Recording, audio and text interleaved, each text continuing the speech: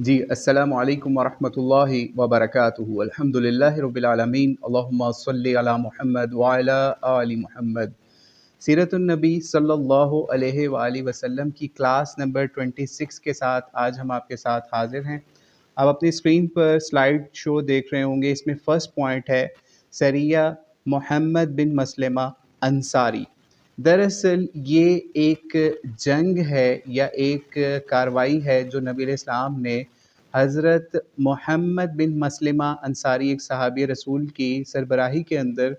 30 جو ہیں وہ جنگجوؤں کو یا 30 سپاہیوں کو 30 سپاہیوں کو ارینج کر کے ایک اٹیک کے لیے بھیجا، ٹھیک ہے۔ جب یہ اٹیک کرنے کے لیے کس جگہ پہ گیا؟ یہ قرطاع والی سائٹ پہ گیا، مقام کی طرف، کیونکہ یہ قرطاع کے آس پاس کچھ قبائل کے ایسے جنگجو تھے جنہوں نے غزوہ احزاب کے اندر نبی علیہ السلام کے خلاف اپنی کارروائیاں کی تھیں۔ اس وجہ سے ان کے اوپر اٹیک کرنا یا ان سے اس جنگ کے حوالے سے ان کو پیچھا کرنا یا ان کو کچھ نقصان پہنچانا یا انہوں نے جس طریقے سے مسلمانوں کو نقصان پہنچانے کی کوشش کی اس کا بدلہ لینا تھا، یا پھر ایڈوانسمنٹ کر کے ان کے اوپر اوفینسو ایک کام کرنا تھا جو انہوں نے پہلے ایک اوفینس کر دیا ہوا تھا اس کے رپلائی کے اندر، ٹھیک ہے، تاکہ آئندہ ان کو پتہ چل جائے کہ مسلمان جو ہیں وہ ان کی پاور اتنی ہے کہ وہ ان کے علاقوں کے اندر جا کے بھی ان کے اوپر اٹیک کر سکتے ہیں۔ تو اس کے لیے جب انہوں نے نبی علیہ الصلوۃ والسلام نے اس طرح سے لشکر بھیجا، یعنی چھوٹا سا لشکر تھا کیونکہ ایک خاص جگہ پہ کچھ ان کی چوکیاں وغیرہ تھیں یا پھر ان کے سپاہی تھے، ان کے اوپر اسپیسیفکلی اٹیک کرنا تھا، لیکن یہاں پہ کوئی بہت بڑی جنگ نہیں ہوئی، اور جو دوسری سائڈ پہ قرطاع والے علاقے والے لوگ تھے وہ لوگ بھاگ گئے اپنا مال چھوڑ کے بھی، ان کے جو علاقے کے اندر جو بہت سارے اونٹ تھے، بکریاں تھیں، وہ پھر صحابہ نے اکٹھی کی اور وہ پھر واپس مدینے والی سائڈ پہ واپس لے آئے۔ اور اس کے اندر ایک بہت بڑی اچیومنٹ یہ تھی کہ جو قیدی پکڑے نا، اس کے اندر ایک بہت بڑا قیدی جو ہے وہ بنو حنفیہ کا ایک سردار، آپ اپنی سلائیڈ پہ دوسرا پوائنٹ دیکھ رہے ہوں گے، سردار بنو حنیفہ ثمامہ بن اوثال۔ یہ ایک بنو حنیفہ کا سردار تھا، بڑے لوگوں میں سے تھا، جس کا نام ثمامہ بن اوثال بتایا جاتا ہے، ٹھیک ہے۔ یہ پہلے بھی نبی علیہ السلام کے خلاف سازشیں یا کسی طریقے سے جنگوں کے اندر پارٹیسپیشن کر چکا تھا۔ صحابہ نے جب اس کو پکڑا تو نبی علیہ السلام کے پاس مال غنیمت کے علاوہ اس کو قیدی بنا کر لے کے آئے۔ جب قیدی بنا کے لے کے آئے تو پھر اس کو مسجد نبوی کے ایک پلر کے ساتھ باندھ دیا گیا، اور نبی علیہ السلام نے پھر اس کے آ کے ملاقات کی اور اس سے پوچھا کہ کیا حال ہے، کون ہو تم؟ اس کے بارے میں جب پتہ کیا تو پتہ چلا یہ ایک بڑا سردار تھا قبیلہ حنیفہ کا، ٹھیک ہے۔ پھر اس کو باندھ دیا اور اس سے پوچھا ہاں جی کیا معاملہ ہے تمہارا؟ تو اس نے نبی علیہ الصلوۃ والسلام سے پہلے بڑی سختی سے بھی بات کی اور کہا کہ میں جو ہوں اس طریقے سے مجھے آپ لوگوں نے پکڑا ہے اور میں آپ کے خلاف پہلے جنگوں میں شریک ہوا ہوں، تو آپ اس کے بدلے میں اگر مجھے قتل کر دیں تو کوئی مسئلہ نہیں، آپ مجھے قتل بھی کر سکتے ہو، لیکن اگر آپ میں رحم یا اس طرح کا معاملہ ہے تو آپ مجھے کوئی پیسے لے کے یا پھر کچھ جو مال کہتے ہو، میں اتنا مال، جتنا آپ مال ڈیمانڈ کرتے ہو اتنا مال آپ کو دے دیتا ہوں اور آپ مجھے چھوڑ دو، یا پھر اس کے بعد تیسرا یہ ہے کہ آپ میرے پہ رحم کھائیں، یعنی مجھے ویسے ہی احسان کر کے چھوڑ دیں۔ خیر نبی علیہ السلام نے ان سے پھر بعد میں ان کو یہی بندھے رہنے دیا، ٹھیک ہے، اور پھر بعد میں جو نمازیں وغیرہ ہوتی تھیں یا مسلمانوں کے اور میل جول ہوتے تھے وہ چیزیں آبزرو کرنے کا اس کو سردار ثمامہ کو بہت زیادہ موقع ملا کہ مسجد نبوی کے اندر، کیونکہ یہاں سے ہی سارا سینٹر تھا اور یہیں سے حکومت، ہر سارے معاملات، نمازیں، ہر چیز جو ہے، سوشل گیدرنگ، ہر لحاظ سے مسجد سینٹر آف گریویٹی تھا مسلمانوں کا، مسجد نبوی۔ تو وہاں پہ اس کو باندھا ہوا تھا، سب چیزیں دیکھتا رہا، اور اس کے اوپر بہت زیادہ اثر بھی پڑا نبی علیہ السلام کے اخلاق کا بھی اور معاملات کا بھی۔ تو پھر اگلے دن بھی نبی علیہ السلام نے پھر اس سے یہی بات پوچھی، تو پہلے اس نے جو باتیں کہی تھی کہ آپ مجھے قتل کر دیں تو آپ کی مرضی، لیکن اب یہ تھوڑا سٹیپ ڈاؤن ہوا، تھوڑا سا اس میں لینینسی تھی یا پھر نرمی تھی کہ، اور اس نے پھر نبی علیہ السلام سے مطالبہ کیا کہ اگر آپ مجھے معاف کر دیں، میرے پہ رحم کریں تو آپ کی بڑی گریٹنس ہوگی۔ اس نے نبی علیہ السلام کو جب رحم اور اس طرح کی چیزیں جو ہے ایموشنلی کیا تو پھر نبی علیہ السلام نے پھر تیسرے دن پھر دوبارہ اس سے ملاقات ہوئی تو اس سے پوچھا ہاں بھئی کیا حال ہے تمہارا؟ تو پھر اس نے یہی بات کہی کہ اگر آپ مجھے میرے پہ احسان کریں گے تو مجھے ایک ایسا شکر گزار بندہ پائیں گے جس کے اوپر آپ نے احسان کیا ہوگا۔ تو خیر جب نبی علیہ السلام نے اس کی یہ حالت دیکھی تو نبی علیہ السلام کیونکہ بہت زیادہ حکمت والے بھی، رحم کرنے والے بھی، اور بہت ساری چیزوں سے آپ کی پرسنالٹی فل تھی، تو اس وجہ سے آپ نے پھر اس کے اوپر رحم کھایا اور پھر اس کو چھوڑ دیا۔ یعنی نبی علیہ السلام کو یہ چیز پتہ تھی، یہ آپ کو آگے چل کے پتہ چلے گا کہ یہ کوئی ایسے ہی کوئی کسی کے کہنے کے اوپر، یا اس نے نبی علیہ السلام کے سامنے کوئی ایسی سپیچ کی ہو کہ مجھے چھوڑ دیں، میں آپ کا بڑا ساتھ دوں گا یا مسلمان ہو جاؤں گا، نہیں، اس نے ایون مسلمان ہونے کا بھی اعلان اس طریقے سے نہیں کیا۔ تو نبی علیہ السلام نے پھر بھی اس کے اوپر احسان کرتے ہوئے اس کو چھوڑ دیا۔ جب اس نے دیکھا کہ مجھے نبی علیہ السلام نے چھوڑ دیا ہے، حالانکہ میں اس طریقے سے معاملات ان کے خلاف کرتا رہا ہوں بہت زیادہ، بلکہ اس کے بارے میں یہاں تک مشہور تھا کہ یہ مسیلمہ کذاب کا ایک ایجنٹ تھا پہلے، یعنی کچھ سیرت نگاروں نے ایسا بھی لکھا ہے، دارالاسلام والوں نے ایک سیرت انسائکلوپیڈیا چھاپا تو اس کے اندر انہوں نے یہ بات بھی لکھی کہ اس کے بارے میں کچھ لوگوں نے کہا کہ یہ اس وقت عمرہ کرنے نکلا ہوا تھا جس وقت صحابہ نے اس کو پکڑا تھا، یہ کافر ہی، لیکن وہ لوگ بھی عمرہ کرتے تھے اس وقت، لیکن کچھ کے مطابق یہ جو ہے ایجنٹ تھا مسیلمہ کذاب کا۔ تو خیر یہ جب پکڑا گیا اور جب نبی علیہ السلام نے اس کو معاف بھی کر دیا اور اس کو چھوڑ دیا، تو اس پہ اتنا زیادہ اس کا اثر پڑا نبی علیہ السلام کے اخلاق کا، نبی علیہ السلام کے رحمان ہونے یا ان کے رحم یا رحیم ہونے کا اتنا اثر پڑا کہ انہوں نے یہ جو ثمامہ ہے ان کا نام، ٹھیک ہے، ثمامہ بن اثال جیسے ہی مسجد نبوی سے باہر نکلے اور ان کی عجیب کیفیت ہوگی، پھر مسجد نبوی کے پاس ہی ایک تالاب تھا، یہ اس کے اندر نہائے اور سمجھ لیجئے غسل کیا انہوں نے، اور پھر نبی علیہ السلام کے پاس آئے اور کہا مجھے اسلام قبول کرنا ہے، اور پھر انہوں نے کلمہ شہادت پڑھا اور اس طریقے سے یہ مسلمان ہو گئے، بڑے سرداروں میں سے تھے، ٹھیک ہے، اس طریقے سے مسلمان ہو گئے۔ پھر اس کے بعد بتایا جاتا ہے یہاں سے پھر دوبارہ یہ عمرہ کرنے گئے مکے میں،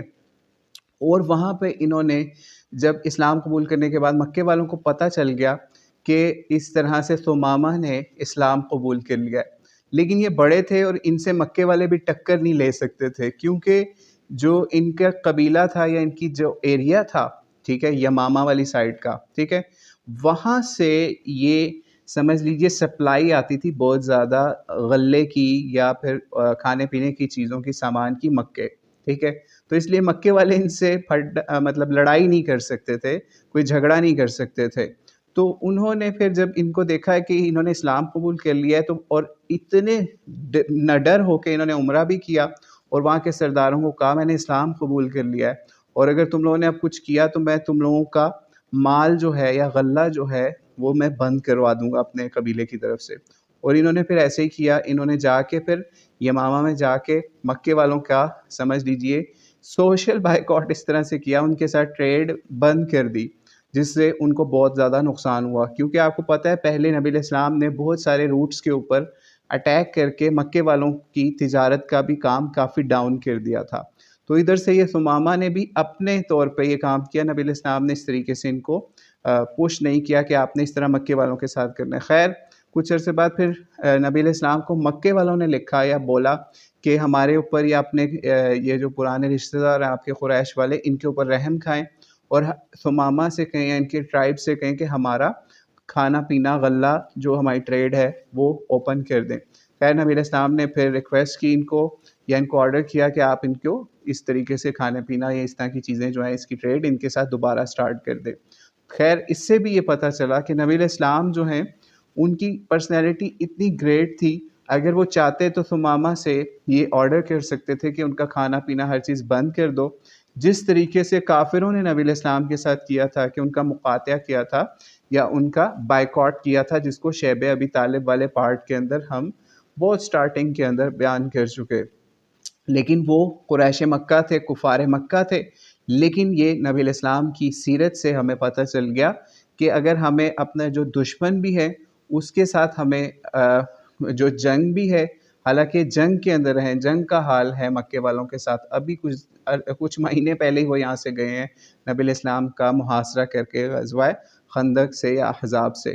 لیکن پھر بھی نبی علیہ السلام کی گریٹنس یا گریٹ پرسنالٹی ہمارے سامنے آئی کہ دشمنوں کے ساتھ بھی یا دشمنی کے اندر بھی نبی علیہ السلام کے اس طرح کے رولز تھے جو آج کے دور میں بھی کوئی فالو نہیں کر سکتا اگر ان کی جنگیں ہو رہی ہوں. تو ہمیں اس سے سیکھنے کی ضرورت ہے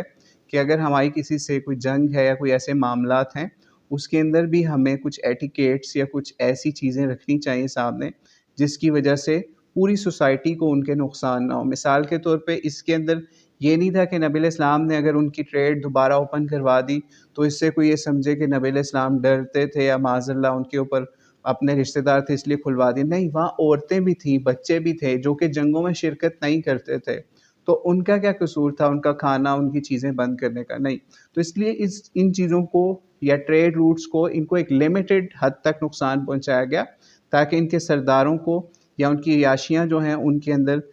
وہ ڈاؤن ہو اور ان کی ٹریڈ، ان کا پیسہ، ان کی مال تجارت کم ہو، لیکن ان کا ٹوٹلی ختم کھانا پینا ہر چیز نہ ہو سکے. ٹھیک ہے. تو اس سے بھی ہمیں پتہ چلا کہ نبی علیہ السلام کی سیرت سے یہ پہلو بھی ہمیں سمجھنے کی ضرورت ہے کہ جنگوں کے اندر بھی ہمیں جو وہاں کے اور لوگ ہیں جو جنگوں کے اندر شرکت نہیں کرتے ان کا بہت زیادہ خیال رکھنا چاہیے. اب ہم اس سے اگلے پارٹ میں چلتے ہیں. آپ دیکھ رہے ہوں گے غزوہ بنی لحیان. ٹھیک ہے. غزوہ بنی لحیان جو ہے یہ یکم ربیع الاول 6 ہجری کو پیش آیا. اچھا، یہ ایک اور چیز یہاں پہ اسٹاپ کر کے بتاتے چلیں، جو پیچھے سریہ محمد بن مسلمہ تھا نا، یہ 10 محرم کو پیش آیا. ابھی بھی محرم کا مہینہ چل رہا ہے تو ہم بائی چانس ہی یہ ٹاپک یہاں پہ آ گیا. تو یہ بھی 10 محرم 6 ہجری کے اندر جو ہم فرسٹ سلائیڈ کا فرسٹ پارٹ آپ دیکھ رہے ہو، سریہ محمد بن مسلمہ انصاری، یہ والا جو ہے 10 محرم کے اندر ہی یہ واقعہ بھی پیش آیا. یعنی 10 محرم کو ہی نبی علیہ السلام نے اس موومنٹ کو کیا. یعنی اس سے بھی یہ چیز پتہ چلتی ہے کہ اس وقت بھی کوئی ایسا معاملہ نہیں تھا کہ اس 10 محرم کو یا اس کے آس پاس کے ایام کے اندر جنگ نہیں ہو سکتی یا اور کوئی معاملات نہیں ہو سکتے. ٹھیک ہے. تو خیر نبی علیہ السلام کے ہوتے ہوئے تو اس طرح کے معاملات نہیں ہوئے کہ 10 محرم کو کوئی سیکریڈ یا کوئی ایسا دن ڈکلیئر کیا جائے. لیکن بہرحال اس کے بارے میں ہم آگے چل کے مزید بتائیں گے کہ اس کے روزے کے حوالے سے کیا معاملات ہوئے. وہ کوشش کریں گے کل والی نشست میں ہم اس کے اوپر بات کریں. تو خیر اب ہم تھرڈ پوائنٹ کے اوپر چلتے ہیں. غزوہ بنی لحیان. غزوہ بنی لحیان جو ہے ربیع الاول 6 ہجری کے اندر یہ پیش آیا. دراصل آپ کو شاید کچھ لوگوں کو پتہ ہوگا جو پچھلی کلاسز میں رہے کہ ایک رجیع کا واقعہ ہوا تھا جس کے اندر بڑے بڑے صحابہ عاصم بن ثابت، خبیب بن عدی اور اس طرح کے 2-3 اور صحابہ جو ہیں، تقریباً 10 صحابہ کی جماعت تھی جن کو مکے کے قریب جو ہے، ٹھیک ہے، بنو لحیان کے علاقے کے اندر مکے کے قریب چوٹی کے اوپر سے پکڑ کے شہید کر دیا تھا. جو نبی علیہ السلام کے قراء یا ان کے سمجھ لیجیے مدرسین کی ایک جماعت جا رہی تھی، کسی قبیلے والوں نے ڈیمانڈ کی تھی. تو ان کا بدلہ لینے کے لیے مکے کے قریب جو ہے اٹیک کیا گیا بنو لحیان کے علاقے کے اندر. ٹھیک ہے. تو وہاں پہ جب اٹیک کیا تو نبی علیہ السلام خود ان کے ساتھ سوار ہو کے آئے. اسی وجہ سے اس کا نام غزوہ بھی ساتھ لکھا ہوگا، غزوہ بنی لحیان. ٹھیک ہے. کیونکہ ہم یہ بات پہلے ہی بتا چکے، جس جنگ کے اندر نبی علیہ السلام خود شرکت کرتے تھے اس کو سیرت نگاروں نے یہ کیا کہ اس کو غزوہ کے ساتھ اٹیچ کرتے ہیں. ویسے ہم عام جنگوں کے اندر بھی ہسٹوریکل بکس کے اندر غزوہ عام جنگوں کو بھی کہتے ہوئے آپ کو ہسٹورینز نظر آئیں گے، یعنی عرب ہسٹورین.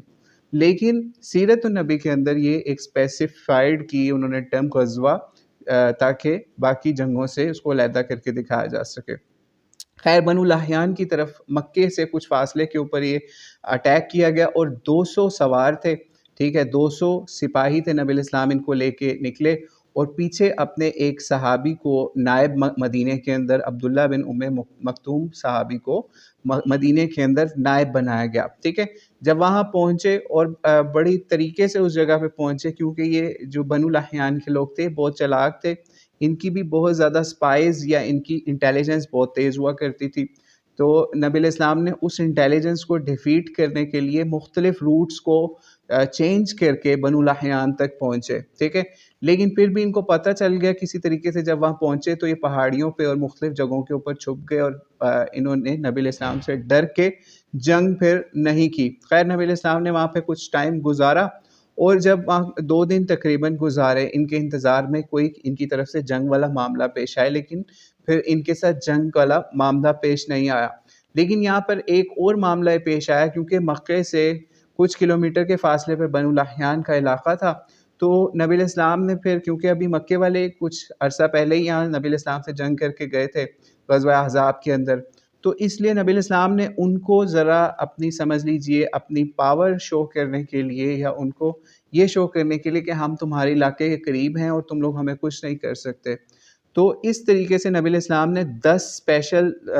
صحابہ کا لشکر تیار کیا، جس کی سربراہی حضرت ابوبکر صدیق کو دی، اور کہا کہ آپ نے مکے کے قریب قریب یا ان کے بارڈرنگ ایریاز جو ہیں وہاں پہ آپ نے جا کے مکے والوں کو شو کروانا ہے اپنا لشکر، اور پھر واپس آ جانا ہے۔ تو اسی طرح سے کیا ہے تاکہ ان کے اوپر ڈر بیٹھے، دھاگ بیٹھے کہ نبی علیہ السلام کس طریقے سے، جو بھی جنہوں نے اسلام سے یا مسلمانوں سے دشمنی کی، کفار سے، نبی علیہ السلام آج بھی ان کے بارڈر کے قریب اپنی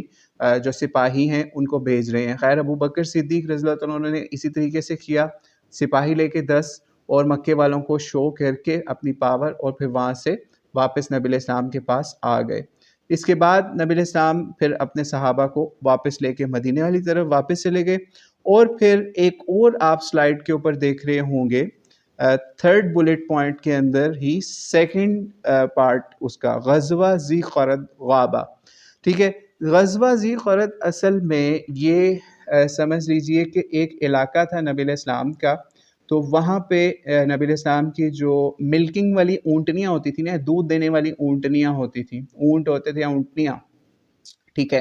اور بڑی اسپیشل اونٹنیاں ہوتی تھیں، ان کو اس علاقے کے اندر بھیجا جاتا تھا، اور وہاں سے وہ کھانا پینا اور اس طرح کے معاملات کرتے تھے، اور ابو ذر غفاری کے بیٹے، ان کی بیوی اور کچھ اور لوگ جو ہیں ان کو اس کی ذمہ داری دی ہوئی تھی کہ وہ اس کی ٹیک کیئر کریں گے، اس کی اونٹنیوں وغیرہ کی، ٹھیک ہے، اور اس کے علاوہ بھی 1-2 لوگوں کی ڈیوٹی وہاں پر تھی۔ لیکن ہوا یہ کہ یہاں پہ بنو فزارہ اور غطفان قبیلے کے لوگوں نے اٹیک کر دیا۔ جب انہوں نے اٹیک کیا تو کیونکہ یہ ان کے اندر زیادہ تر چور لٹیرے اور اس طرح کے قسم کے لوگ تھے، ان کا ہوتا تھا ہم اٹیک کریں اور ہم جو ہے مال غنیمت سمیٹیں اور پھر ہم مسلمانوں کو نقصان پہنچا کے نکل جائیں۔ خیر، جب انہوں نے اٹیک کیا تو وہاں پہ حضرت ابو ذر غفاری کے بیٹے کو انہوں نے شہید کر دیا، اور ان کی جو ابو ذر غفاری کی زوجہ تھی جن کا نام لیلہ بتایا جاتا ہے، ان کو انہوں نے غلام بنا کے یہ نکل گئے، ٹھیک ہے۔ جب یہ اونٹ وغیرہ چھین کے اور سارا مال وغیرہ لے کے نکل رہے تھے تو اسی دوران جو ہے، اسی دوران صبح کا وقت تھا تقریباً، ٹھیک ہے، فجر کے آس پاس کا، تو ایک اور صحابی تھے، ٹھیک ہے، ٹھیک ہے، سلمہ بن اکوا، ٹھیک ہے، سلمہ بن اکوا، ٹھیک ہے، ان کا نام ذرا ڈیفرنٹ ہے، سلمہ بن اکوا۔ تو ان کا یہ کام تھا کہ یہ وہاں سے انہوں نے دودھ لینا تھا اور نبی علیہ السلام کے پاس آنا تھا، لیکن جب یہ جا رہے تھے تو ان کو ایک کسی غلام نے خبر دی، غالباً اس کا نام عطا بن رباح تھا، اس طرح کر کے اس کا نام تھا، اس نے خبر دی کہ اس طریقے سے ابھی لشکر جو ہے اس نے اٹیک کیا ہے، اور ہمیں وہ سمجھ لیجئے 40 کے قریب لوگ تھے جنہوں نے اٹیک کیا تھا اس جگہ کے اوپر، ٹھیک ہے، اور اس کے آپ یہ سلائیڈ پہ بھی دیکھ رہے ہوں گے نا، ذی قرد کے ساتھ / غابہ لکھا ہوا ہے۔ غابہ اصل میں وہاں پہ سمجھ لیجئے ایک چراگاہ تھی، یا اب جو ہے وہاں پہ جھیل بھی سنا ایک بن گئی ہوئی ہے، یا ایک اچھی جگہ تھی، ٹھیک ہے، اور جو ذو قرد ہے وہ ایک چشمے کا نام تھا، تو اسی نسبت سے اس کا نام یہی پڑ گیا، غزوہ غابہ یا ذی قرد یا ذو قرد۔ تو پھر اس کے بعد کیا ہوا، وہ جو تھے نا سلمہ بن اکوا، تو یہ جو سلمہ ہے صحابی رسول، یہ بہت زیادہ فاسٹ تھے اور بہت زیادہ فیوریس بھی تھے، بہت تیز تھے صحابی، اور بہت تیز بھاگا بھی کرتے تھے۔ تو ان کو جیسی خبر ملی اٹیک ہوا ہے، انہوں نے فوری طور پہ پہاڑوں کے اوپر چڑھوا کے بندے کو، یا خود بھی آواز لگائی مدینے والوں کو کہ اس طریقے سے یہ جنگ والا معاملہ پیش آ گیا ہے، اور وہ جو دوسرا ساتھ غلام تھا اس نے بھی اٹیک کے لیے حوالے سے بتا دیا کہ ہمارے اوپر اٹیک ہو گیا، اور انہوں نے پھر پیچھے مڑ کے نہیں دیکھا، سمجھ لیجیے آگے نکل گئے پھر کہ کسی طریقے سے اس لشکر کو پکڑیں جو اس طریقے سے مسلمانوں کی مال کو لوٹ کے، اور ایک صحابی کو حضرت ابو ذر غفاری کے بیٹے کو بھی شہید کر کے آگے نکل گئے۔ انہوں نے ان کا پیچھا کیا اور بہت سپیڈ کے اندر ان کا پیچھا کیا، اور یہ تیر بھی بہت اچھے طریقے سے چلایا کرتے تھے۔ اب یہ سوچئے کہ یہ مسلمانوں کی ویلیو ہے، ایک ان کی عورت بھی اغوا ہو گئی ہے یا پھر اس کو غلام بنائے، اس کو بھی چھڑوانا ہے، اور ان کا مال جو ہے مسلمانوں کا اونٹ ان کو بھی چھڑوانا ہے۔ یہ پیچھے پیچھے بھاگ رہے تھے اور پیچھے سے سمجھ لیجئے تیر اندازی بھی کر رہے تھے۔ دوسری طرف جب مسلمانوں کو یا نبی علیہ الصلوۃ والسلام کو یہ خبر ملی تو نبی علیہ السلام نے 500 سپاہی تقریباً بتایا جاتا ہے 500 سولجرز کو فوری تیار کیا، اور فوری مدینے کے اندر ایک ایمرجنسی نافذ کر کے کچھ سپاہیوں کو مدینے میں چھوڑا اور باقیوں کو لے کے نکل گئے، کیونکہ جو یہ کام کر سکتے ہیں وہ مدینے پہ اٹیک بھی کر سکتے تھے۔ تو خیر ان کے پیچھے نکلے جب، اور اس کے ساتھ ساتھ اور بھی صحابہ نکلے، جس کے اندر حضرت ابو قتادہ بھی تھے، ٹھیک ہے، حضرت ابو قتادہ بھی تھے، اور بھی کچھ سپاہی وغیرہ تھے جس کے اندر صحابہ شامل تھے۔ ایک منٹ ہولڈ کریں۔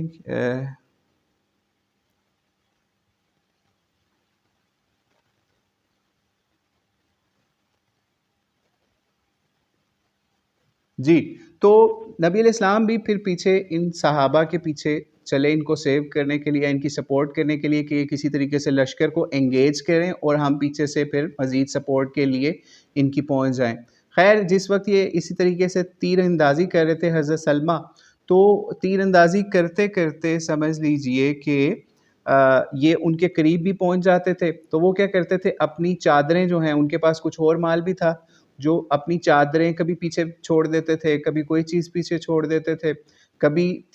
تیروں کے ساتھ مقابلہ شروع ہو جاتا تھا۔ یعنی ایک صحابی رسول ہے اور دوسری طرف 30-40 لوگ ہیں جو کہ بنو فزارہ یا بنو غطفان سے ہیں، جن کو لیڈ کرنے والوں میں جو لوگ شامل تھے نا، معینہ بن حسن فزاری بھی تھا، اور اسی طریقے سے عبد الرحمن بھی ان کے ساتھ ایک بندہ تھا، ٹھیک ہے، جس کو بعد میں قتل بھی کر دیا گیا۔ تو یہ کیا کرتے تھے، یہ ان کے پیچھے بھاگ رہے تھے، اور دوسری طرف سے ابو قتادہ بھی پہنچ گئے وہاں پہ، ٹھیک ہے، اور نبی علیہ السلام کا بھی لشکر پہنچ گیا۔ خیر انہوں نے ان کو کافی بے بس کیا، یہاں تک کہ وہ سارے اونٹ بھی انہوں نے پیچھے چھوڑ دیے، کیونکہ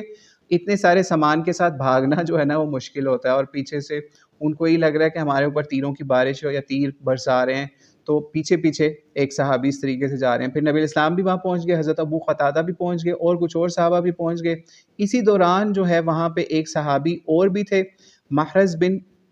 محرز، ٹھیک ہے، ان کا نام محرز بن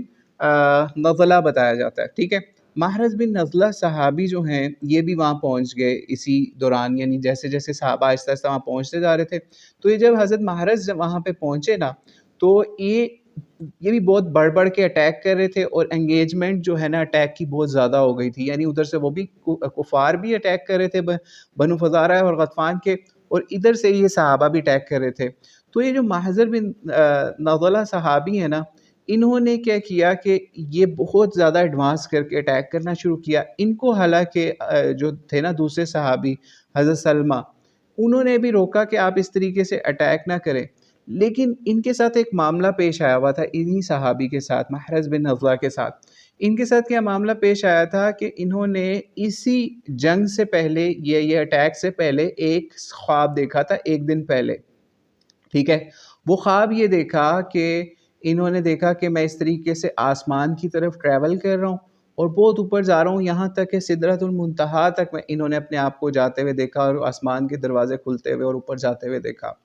تو صحابہ کے اندر حضرت ابوبکر صدیق جو ہے نبی علیہ الصلوۃ والسلام کے بعد، اگر کوئی بندہ جو ہے وہ خوابوں کی تعبیر کے حوالے سے کچھ علم رکھتا تھا، تو حضرت ابوبکر صدیق کو بھی خوابوں کے حوالے سے کافی شوق بھی تھا اور علم بھی تھا۔ تو ان کے پاس یہ صحابی آئے حضرت محرز، انہوں نے پوچھا کہ اس طریقے سے میرا یہ خواب ہے، تو آپ اس کی کیا تعبیر بتاتے ہیں، آپ کے خیال میں اس کا کیا مطلب ہے؟ تو پھر ان صحابی کو حضرت ابوبکر صدیق نے بتایا کہ یہ تمہاری شہادت کا پیغام لگتا ہے کہ جیسے تم شہید ہو جاؤ گے۔ تو خیر وہ بھی ان کے ذہن میں تھی چیزیں، تو خیر انہوں نے پھر دوسرے صحابی کو جو تھے وہاں پہ سلمہ رضی اللہ تعالیٰ عنہ، ان کو بھی پیچھے کیا، انہوں نے کہا مجھے نہ روکو، مجھے ان کے ساتھ لڑنے دو، اور میں اللہ تعالیٰ کی جنتوں میں جانا چاہتا ہوں، یا اس طرح کی ان کی، کیونکہ ذہن ایسا بن گیا ہوا تھا۔ حضرت ابوبکر صدیق نے بھی جب ان کو بشارت اس طرح کی سنائی کہ تمہارے خواب کا یہی مطلب لگ رہا ہے، تو خیر یہ بہت ایگریسولی اٹیک کرتے ہوئے پھر ان کو کافروں نے شہید کر دیا، اور اس طریقے سے وہ خواب بھی جو ہے جو حضرت ابوبکر صدیق نے جس کی تعبیر بتائی تھی وہ پھر سمجھ لیجئے سچا ہو گیا، یعنی ان کو پھر سمجھ لیجئے اللہ تعالیٰ نے امید ہے ان کو، مطلب شہید کے لیے تو یہی درجے ہیں کہ اس کو اللہ تعالیٰ فوری جنت کے نظارے دکھا دیتا ہے۔ تو خیر یہ بھی صحابی شہید ہو گئے۔ پھر حضرت سلمہ، ابو قتادہ، یہ بہت ان کے پیچھے چلتے رہے، ٹھیک ہے، چلتے رہے، اٹیک بھی کرتے رہے، نبی علیہ السلام بھی پہنچ گئے۔ یہاں تک کہ وہ پھر قبیلہ غطفان کا ایریاز جہاں پہ سٹارٹ ہو رہے تھے، یا پھر ان کے خیمے یا کوئی اور ان کے گھر وغیرہ اور ان کی چھاونیاں تھی فوجی، اور بہت بڑا قبیلہ بھی تھا، اس حوالے سے جنگجو قبیلہ بھی تھا. تو یہ پھر اپنا سارا مال سمجھ لیجئے چھوڑ کے، جو مسلمانوں سے لوٹا ہوا تھا، اور اپنے کچھ بندے جو ان کے مر بھی گئے تھے، ٹھیک ہے، ان کو بھی انہوں نے چھوڑ کے، ان کی لاشیں وغیرہ بھی چھوڑ کے، تو سمجھ لیجئے پھر یہ اپنے اس قبیلے میں پہنچ گئے. لیکن یہ جو صحابی تھے نا، حضرت سلمہ، ٹھیک ہے، حضرت سلمہ بن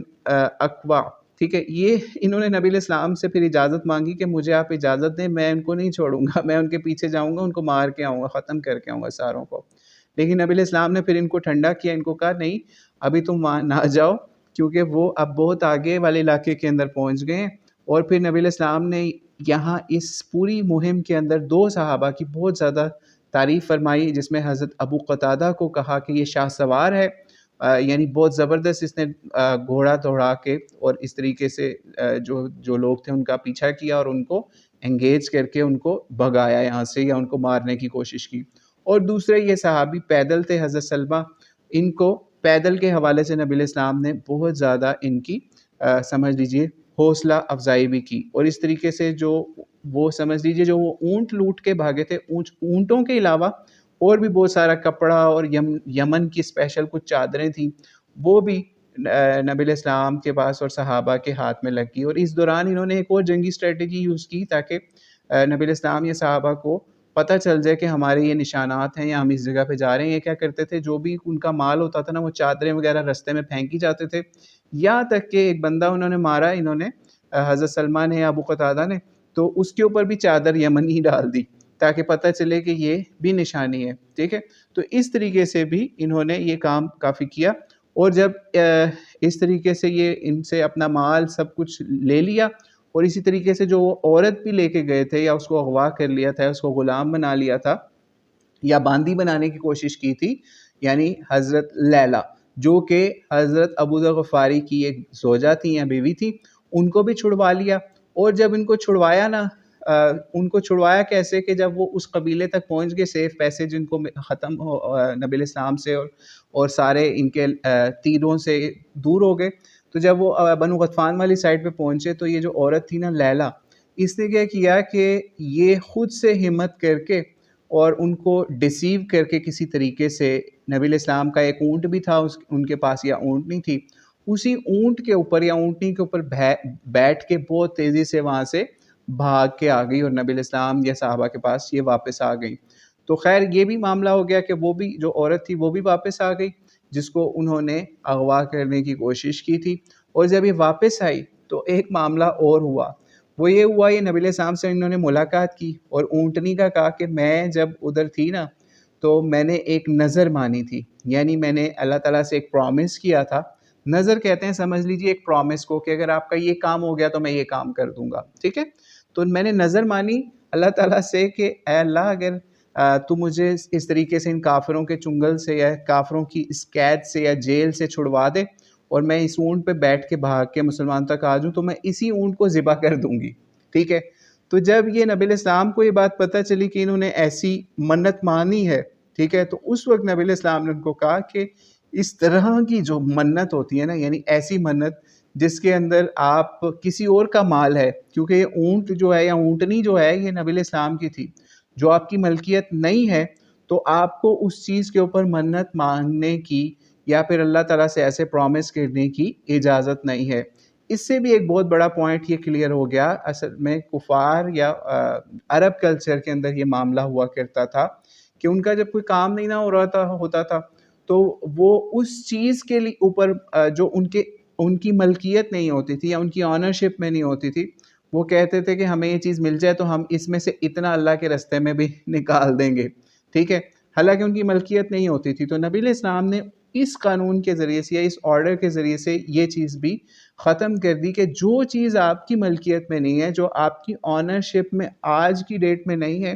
تو آپ اس کے اوپر اس طرح کی کوئی منت نہیں مانگ سکتے، یا آپ ایسا اللہ سے پرومس نہیں کر سکتے، اللہ سے ایسا کوئی قسم نہیں کھا سکتے کہ مجھے یہ چیز مل جائے گی تو میں اس میں سے اتنے % جو ہے وہ یہ کر دوں گا اس کا. ٹھیک ہے، تو اس کے حوالے سے ہم نے سوچا کہ اس کو بھی آپ کو بتا دیں. ٹھیک ہے، اب ہم آج کی کلاس کے لاسٹ پارٹ کی طرف چلتے ہیں. آپ سلائیڈ کے اوپر لاسٹ پارٹ دیکھ رہے ہوں گے، حدیث رسول صلی اللہ علیہ وآلہ وسلم. اور ایک منٹ، سوری، کسی کو ایڈمٹ کرنا ہے جی. تو ہم نے سوچا آج حدیث رسول صلی اللہ علیہ وآلہ وسلم بھی اسی سے ریلیٹڈ رکھیں. یہ جو لاسٹ پارٹ کے اندر ہم نے منت والا پارٹ دیکھا کہ اس طریقے سے ایک عورت نے جن کا نام لیلا تھا، انہوں نے ایک اونٹ کے حوالے سے منت مانگی تھی. تو اسی حوالے سے ہم نے سوچا ایک حدیث بھی یا ایک دو احادیث بیان کر کے آج کی کلاس کو اینڈ کرتے ہیں. یہ سنن ابو داؤد کی حدیث ہے 3313. ایک دفعہ کیا ہوا کہ نبی علیہ السلام کے دور میں ایک شخص نے نظر مانی یا منت مانگی. وہ کیا، اس نے کیا پرومس کیا اللہ تعالیٰ سے کہ میرا کام کوئی ہو جائے گا تو میں بوانا ایک مقام ہے اس کے اوپر جا کے اونٹ جو ہے نا، اونٹ اس کی قربانی کروں گا. ٹھیک ہے. تو جب نبی علیہ السلام تک یہ بات پہنچی تو نبی علیہ السلام نے صحابہ سے یا اس شخص سے پوچھا کہ کیا بوانا جو اسپیسیفک آپ پلیس کے اوپر قربانی کرنے کی بات کر رہے ہو، وہاں پہ کوئی بت والا معاملہ تو نہیں تھا؟ یعنی کوئی پہلے کوئی بڑا سارا بت تو نہیں تھا جس کی عبادت تو نہیں کی جاتی تھی، یا کفار کی کوئی عبادت کی جگہ تو نہیں تھی؟ انہوں نے کہا نہیں، ایسا معاملہ نہیں تھا. پھر صحابہ سے پوچھا کہ کیا کوئی وہاں کوئی میلہ وغیرہ تو نہیں لگتا تھا، لوگ تو نہیں جمع ہوتے تھے، کوئی پبلک گیدرنگ تو نہیں ہوتی تھی؟ تو پھر صحابہ نے اس کے اوپر بھی کہا کہ نہیں، ایسا بھی معاملہ نہیں تھا. نبی علیہ السلام سے کو بتا دیا. پھر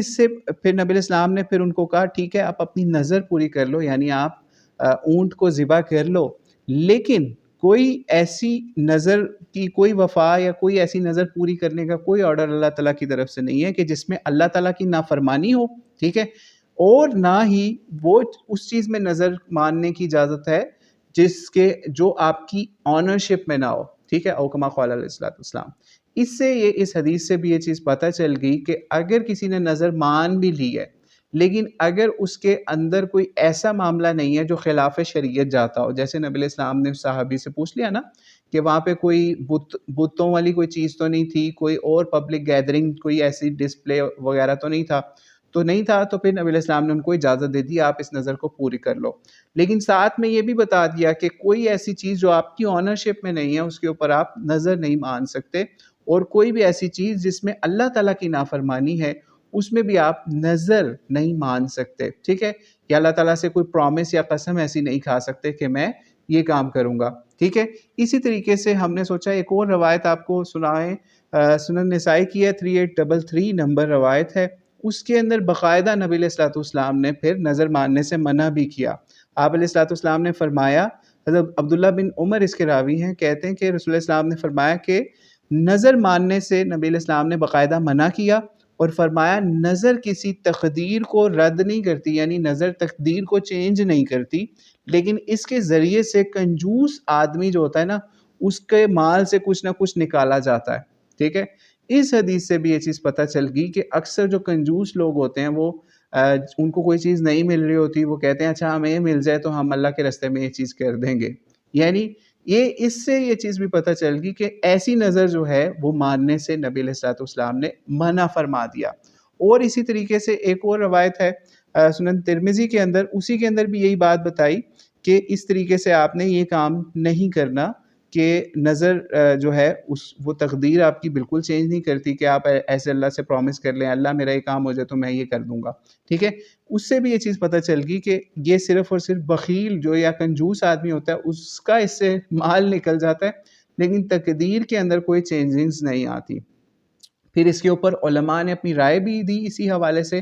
کہ ایسی کوئی بھی نظر جس سے آپ کوئی ایسا کام کرنا چاہ رہے ہیں جو اللہ کو ناراض کرنے والا ہو یا شریعت کے خلاف ہو، وہ تو بالکل ٹوٹلی حرام یا ممنوع ہے. لیکن کوئی ایسی نظر جس کے اندر آپ کے پاس ہی آنرشپ ہو کسی چیز کی، ٹھیک ہے، یا پھر آپ فار ایگزامپل اللہ تعالیٰ سے کوئی دعا کریں کہ میں شکرانے کے نفل ادا کروں گا یا اس طرح کا یہ کام کر لوں گا، اس حد تک صرف علماء نے پھر اس کی اجازت دے دی. یا اور جو آپ کے پاس مال ہے اس کی ایڈوانس میں آپ خیرات صدقہ کر دیں کہ اللہ تعالیٰ میرے یہ معاملات آسان کر دے، بجائے اس کے کہ آپ اس کام پہ جائیں کہ میں کروں گا اگر میرا کام ہو گیا. اس کی بجائے آپ کوشش یہ کریں، علماء نے پھر یہ لوگوں کو سمجھایا کہ آپ یہ کوشش کریں آپ پہلے سے صدقہ خیرات اللہ کے راستے میں کریں، غریبوں کی مدد کریں، ان کو کھانا کھلائیں اور معاملات کریں جو کہ ہمیں قرآن و سنت سے ثابت ہوتے ہیں. اور صدقہ خیرات کریں، پھر اللہ تعالیٰ سے دعا کریں تاکہ اللہ تعالیٰ آپ کے لیے مزید آسانی والا معاملہ کرے۔ تو امید ہے آپ کو نظر والا بھی معاملہ اس حوالے سے، نظر ماننے کے حوالے سے، ٹھیک ہے، یہ وہ دوسری نظر نہیں ہے کہ کسی کو کوئی غلط نظر سے دیکھ لے تو وہ بھی، اس کو بھی نظر کہتے ہیں، وہ بھی کسی انشاءاللہ ایپیسوڈ کے اندر اس معاملے کو بھی کور کریں گے۔ تو امید ہے آپ کو یہ معاملہ آج کا سمجھ آ گیا ہوگا، اور آج کلاس سے انشاءاللہ آپ نے بہت کچھ سیکھا ہوگا سیرت النبی صلی اللہ علیہ وسلم سے، کہ ہمیں کس طریقے سے اپنی لائف کے اندر نبی علیہ السلام کی سیرت سے لرننگ کرنی ہے۔ اور اگر آپ کا کوئی کویسچن ہے تو آپ وہ کومنٹس کے اندر لکھ دیں تاکہ ہم اس کو رپلائی کر دیں، یا پھر آج کی اس کلاس کو اینڈ کرتے ہیں۔ جزاکم اللہ خیرا کثیرا۔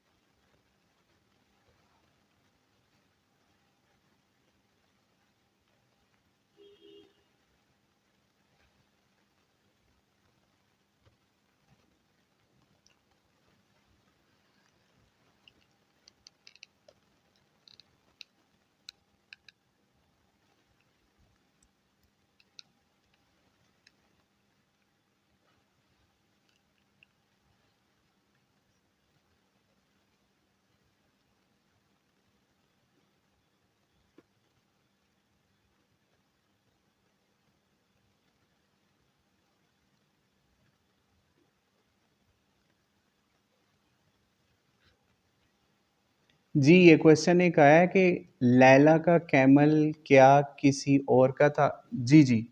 جو تھی نا لیلا رضی اللہ تعالیٰ عنہ، جو کہ حضرت ابو ذر غفاری کی بیوی تھی، تو وہ جو جس کیمل کے اوپر بیٹھ کے آئی تھی نا، وہ نبی پاک صلی اللہ علیہ وسلم کے کیمل تھے، جن کو وہ بھگا کے لے گئے تھے دوسرے ٹرائب والے چوری کر کے، ٹھیک ہے، تو یا اٹیک کر کے، مسلمانوں سے جنگ کر کے یا لڑائی کر کے چھپکے سے۔ تو وہ کیمل جو ہے وہ ان کا اپنا نہیں تھا، وہ نبی علیہ السلام کا کیمل تھا، تو اس وجہ سے پھر اس کو بھی قربان کرنے کی اجازت نہیں ملی تھی۔ اور وہاں پہ ایک اور بھی بڑی فنی چیز بھی نبی علیہ السلام نے ان کو بتائی، یعنی نبی علیہ السلام کو کا سمجھانے کا طریقہ بھی بہت زبردست ہوا کرتا تھا۔ وہ آپ کے اس کویسچن سے ہمیں یاد آ گئی وہ چیز، جو لیلا جب اس اونٹ کے اوپر واپس آئی نا، تو نبی علیہ السلام کو کہا کہ میں اس اونٹ کو نا اللہ کے راستے میں قربان کرنے کی نظر مانی ہے، تو یہ میں قربان کرنا ہے اس کو، یہ اس کے اوپر بھاگ کے آئی ہوں میں نا۔ تو نبی علیہ السلام نے ان کو کہا کہ جس نے تمہارے پہ احسان کیا تم اس کو ہی ذبح کرنے لگی ہو، ٹھیک ہے، یعنی وہ اونٹ جو آپ کی ہیلپ کر کے آپ کو یہاں تک بھگا کے لے کے آئی ہے، اونٹنی جس پہ آپ بیٹھ کے آئی ہو بھاگ کے، آپ اس کو ہی کاٹنے لگے ہو۔ تو اس لیے پھر سمجھایا کہ اس طریقے سے اس طرح کی چیز میں نظر کی اجازت نہیں ہے، ٹھیک ہے، لیکن نبی علیہ السلام نے ان کو سمجھ لیجئے لاجیکلی بھی بتایا کہ اس نے تمہاری ہیلپ کی ہے اس طرح سے بھاگ کے آنے میں، اور تم اس کو ہی مارنا چاہ رہے ہو۔ جی ایک اور کویسچن ہے، سنن نسائی کی حدیث میں حضور نے منع کیا ہے منت کرنے سے۔ جی جی بالکل، جو سنن نسائی کی حدیث ہم نے بیان کی نا 3833، اس کے اندر باقاعدہ الفاظ ہیں، ٹھیک ہے، نہا رسول اللہ صلی اللہ علیہ وسلم عن النظری، یعنی نبی علیہ السلام نے باقاعدہ منع کیا نظر ماننے سے، ٹھیک ہے۔ اور پھر ساتھ یہ بھی فرمایا کہ نظر کسی چیز کو رد نہیں کرتی یا چینج نہیں کرتی کسی تقدیر کو، اس کے ذریعے سے بس کسی کنجوس آدمی کا جو ہے نا وہ مال نکالا جاتا ہے۔ جی اور کوئی کویشچن؟